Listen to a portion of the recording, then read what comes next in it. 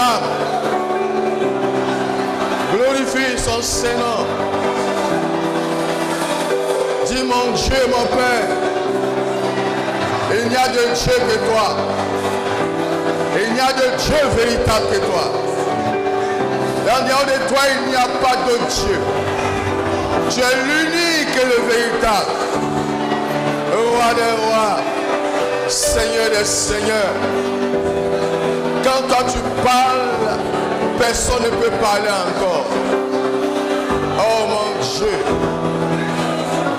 C'est toi qui détiens toutes choses. Dans le ciel, sur la terre et sous la terre. Tout le commandement est à toi. Alors ma langue se délivre pour te magnifier. Ma langue se délivre pour t'exalter. Ma langue se délivre pour dire que tu es grand, tu es merveilleux. Louange et gloire à toi aujourd'hui. Louange et gloire à toi demain. Louange et gloire à toi éternellement. Louange et gloire à toi pour toujours. Béni sois-tu d'éternité à l'éternité. Alléluia, alléluia. Bénis-le. Bénis-le. Bénis-le. Magnifie-le. Célèbre-le. Dis mon Dieu, tu es grand, mon Dieu, tu es merveilleux. Et il n'y a de Dieu que toi. Et il n'y a de véritable Dieu que toi. Roi des rois. Alléluia. Alléluia. Donc je voudrais comprendre comme lecture biblique. Exode chapitre 17, verset 3 au verset 6. Le peuple était là, pressé par la soif, et murmurait contre Moïse. Il disait: pourquoi nous as-tu fait monter hors d'Égypte pour me faire mourir de soif avec mes enfants et mes troupeaux? Moïse cria à l'Éternel en disant: que ferai-je à ce peuple? Encore un peu, et ils me lapideront. L'Éternel dit à Moïse: passe devant le peuple et prends avec toi des anciens d'Israël. Prends aussi dans ta main ta verge avec laquelle tu as frappé le fleuve et marche. Verset 6. Voici, je me tiendrai devant toi sur le rocher d'Horeb. Tu frapperas le rocher et il en sortira de l'eau et le peuple boira. Et Moïse fit ainsi aux yeux des anciens d'Israël.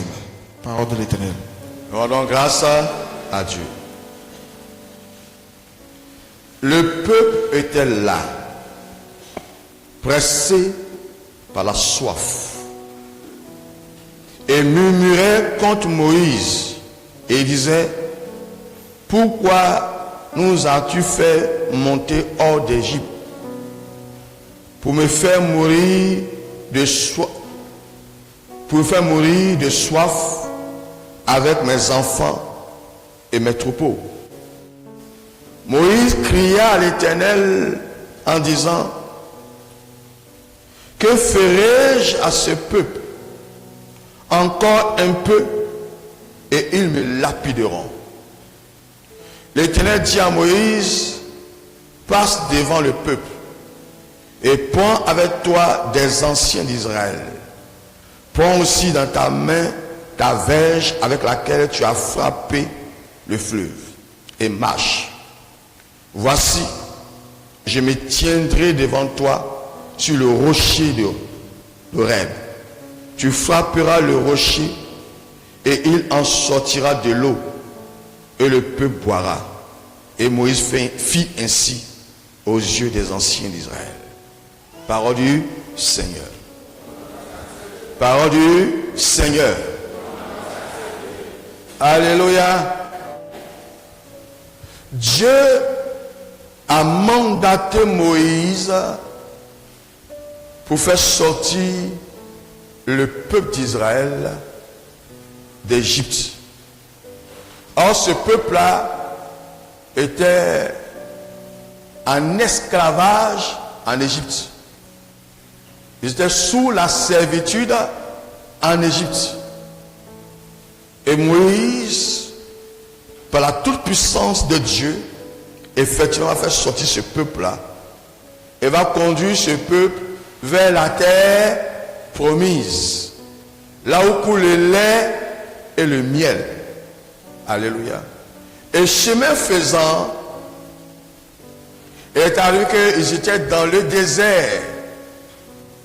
Et dans le désert, il n'y avait pas d'eau. Le peuple manquait cruellement d'eau. Ils avaient soif. Alléluia. Alors ils ont commencé à murmurer. C'est-à-dire ils ont commencé à se plaindre. Pourquoi Moïse, tu nous as envoyés dans cet endroit? Tu nous as dit que tu nous emmenais dans un endroit confortable, un endroit où on sera heureux, un endroit où on sera plus à l'aise. Mais nous avons remarqué que tu nous envoyais dans le désert. On n'a même pas de l'eau pour boire. Tu nous envoies ici pour mourir, nous et nos enfants, et même notre bétail, nos troupeaux vont mourir aussi parce qu'il n'y a même pas d'eau. Gloire à Jésus. Et il n'y a même pas d'eau. Gloire à Jésus. Quand ils jettent leur regard, ils ne voient que le sable qui s'étend à perte de vue. Le sable s'étend à perte de vue. Il n'y a pas de pluie, il n'y a rien, il n'y a pas de ruisseau, rien. Et puis rien ne dit qu'il va pleuvoir. C'est la chaleur. La chaleur. Gloire à Jésus. Et généralement, c'est ce qui se passe dans nos églises. C'est ce qui se passe généralement dans nos églises. Parce qu'on t'a évangélisé, dehors, tu étais vraiment accablé. Tu étais dans des difficultés. Pour certains, c'était leur santé. Pour certains, c'est leur foyer. Pour certains, c'est le manque de travail. La sécurité sociale qui n'y est pas. Alléluia. Et on te dit, quand tu vas venir à Jésus, tout ce que tu vis là, ça sera un passé. Alléluia. C'est ça, n'est-ce pas? Quand tu vas venir à Jésus, tout ce que tu vis là, c'est un passé. Le frère vient t'évangéliser, il te dit, mais tu lui dis, mais ça fait des années que je suis malade. Et je suis allé dans tous les hôpitaux, je n'ai pas eu gain de cause. Ma situation va de jour en jour en s'empirant. Donc je ne sais pas qu'est-ce qu'il faut faire. Et le frère, bien la soeur qui vient t'évangéliser, dit, non, mais ça c'est un petit problème devant Jésus. Si tu viens devant Jésus, Dieu va te guérir, Dieu va te restaurer. Et tu viens à Jésus, tu constates que tout ce qui a été dit, tu n'es pas en train de vivre ça. Au contraire, tu es en train de traverser un désert. Voilà pourquoi je dis que c'est des choses qui arrivent dans nos églises. Gloire à Jésus. Au lieu d'entrer dans l'Eldorado à l'église, tu viens et ta situation ne fait que perdurer. Or, l'objectif de Dieu, c'était de t'enlever dans cette situation que tu traverses là, pour t'amener en sa présence, afin que tu puisses jouir, alléluia, de sa gloire et de sa félicité. Mais tu n'es pas en train de vivre ça. Et beaucoup de chrétiens connaissent ces genres de trucs. Et quand ça arrive là, leur premier objectif, c'est de retourner dans la vie ancienne. Il dit, quand je me prostituais, quand je lançais mes foulards, j'arrivais à payer mon loyer, j'arrivais à payer ma maison, j'arrivais à me nourrir.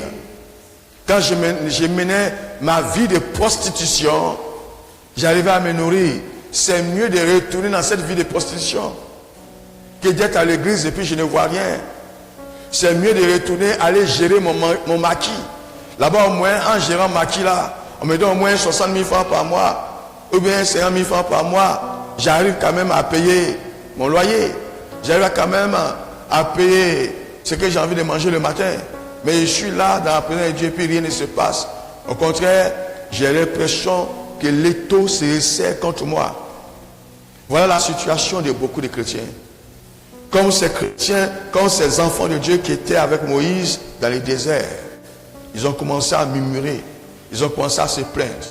Et beaucoup de chrétiens murmurent, se plaignent quand ils sont dans la présence de Dieu. Alléluia. Est-ce que je parle au cœur d'une personne? Est-ce que je parle à ton cœur? C'est la situation de beaucoup de chrétiens. Toute congrégation confondue. Toute congrégation confondue. Situation de beaucoup de chrétiens. On te dit, viens à Jésus, ça va bouger, ça va aller. Et puis viens à Jésus, 6 mois, 1 an, rien ne bouge concrètement. Au contraire, les choses ne font que s'empirer. Alléluia. Il a l'impression que le sol quitte sous ses pieds. Mais c'est de quel Jésus on m'a parlé, puis je ne le vois pas. Gloire à Dieu. C'est la même chose qui s'est passée avec le peuple de Dieu à cette époque-là. Gloire à Jésus. Ils ont commencé à se plaindre. Pourquoi nous as-tu fait monter hors d'Égypte? Pour me faire mourir de soif avec mes enfants et mes troupeaux? Alléluia. Et c'est comme ça, mais l'homme de Dieu a dit qu'il est fort, Dieu l'utilise. Mais je suis venu, je ne suis pas encore guéri. L'homme de Dieu a dit, Dieu l'utilise. Quand je vais venir, je vais avoir du travail. Et je suis venu jusqu'à présent, il n'y a pas du travail. Et quand tu prêches, au lieu que la personne puisse écouter ta prêche, elle est assise là, et puis elle raconte plein de choses dans son cœur. Alléluia. Elle ferme son cœur. Alléluia. Gloire à Jésus. Elle est là, elle regrette son passé. Quand j'étais avec mon gars, j'étais heureuse. Il y avait Paul qui payait le loyer de ma maison. Il y avait Fabrice qui me donnait l'argent pour la nourriture. Alléluia. Et il y avait Mamadou, pendant les fêtes là, qui me donnait suffisamment d'argent pour aller regagner ma garde-robe. Il est préféré de retourner dans ce monde-là. Qui m'a dit de venir à l'église même? L'affaire de Jésus, c'est comment? Alléluia. C'est ça les gens étaient en train de dire.